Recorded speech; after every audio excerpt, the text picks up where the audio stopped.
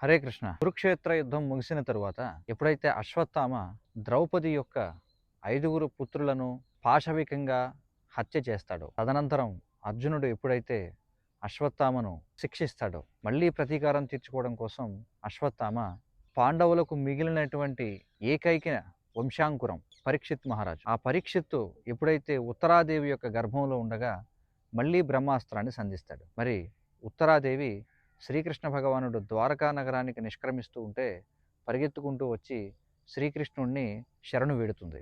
అత్యంత వేగంగా, ప్రకాశమానంగా, భరించలేనటువంటి వేడితో కూడి తన వైపే దూసుకు వస్తున్నటువంటి ఆ బ్రహ్మాస్త్రాన్ని నుండి తనను, తన గర్భంలో ఉన్నటువంటి శిశువును రక్షించమని ఉత్తరాదేవి ప్రార్థన చేస్తుంది. ఆ సమయంలో శ్రీకృష్ణ భగవానుడు ఉత్తరాదేవి యొక్క గర్భంలోకి ప్రవేశించి ఏ విధంగా అయితే సూర్యుడు ఒక మంచు బిందువుని ఆవిరి చేస్తాడో ఆ విధంగా ఈ భయానకమైనటువంటి, భరింపశక్యం కానిటువంటి ఈ బ్రహ్మాస్త్రపు తేజాన్ని నశింపజేశాడు అని భాగవతంలో చెప్పబడింది. ఆ చక్కటి శ్లోకం మనం చూద్దాం.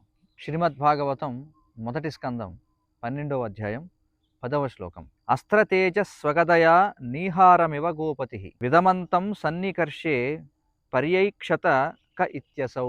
సూర్యుడు మంచు తెరను నశింపజేసే విధంగా శ్రీకృష్ణ భగవానుడు ఆ విధముగా బ్రహ్మాస్త్ర తేజమును నశింపజేయటంలో నియుక్తుడు కాగా, బాలుడు శ్రీకృష్ణుని గాంచి అతడు ఎవరై ఉండునా అని ఆలోచించను. కాబట్టి ఆ విధంగా తనను రక్షించడానికి వచ్చిన ఆ వ్యక్తి ఎవరు? చేతిలో గదను పట్టుకొని తన చుట్టూ వలయంగా తిరుగుతూ తనను రక్షించింది ఎవరా అని పరీక్షిత్ మహారాజు ఆశ్చర్యపోయాడు. ఇక్కడ సూర్యుణ్ణి గోపతి అని సంబోధించారు. గో అనే శబ్దానికి కాంతి కిరణము అనే అర్థం కూడా ఉంది. కాబట్టి గోపతి అంటే కాంతి కిరణములకు మూలమైన వాడు. కాబట్టి సూర్యుడిని గోపతి అని కూడా చెప్పొచ్చు. ఒక చిన్న మంచు బిందువుని ఆవిరి చేయడం సూర్యునికి కష్టమేం కాదు. శ్రీకృష్ణ భగవానుడికి బ్రహ్మాస్త్రపు తేజమునైనా సరే హరించి వేయడం అనేది పెద్ద కష్టం కాదు. ఈ సందర్భంగా సుఖదేవ గోస్వామి ఈ చక్కటి పోలికను మనకి చెప్పారు. సంపూర్ణమైనటువంటి సమాచారం కోసం శ్రీమద్భాగవతం చదవండి. హరే కృష్ణ.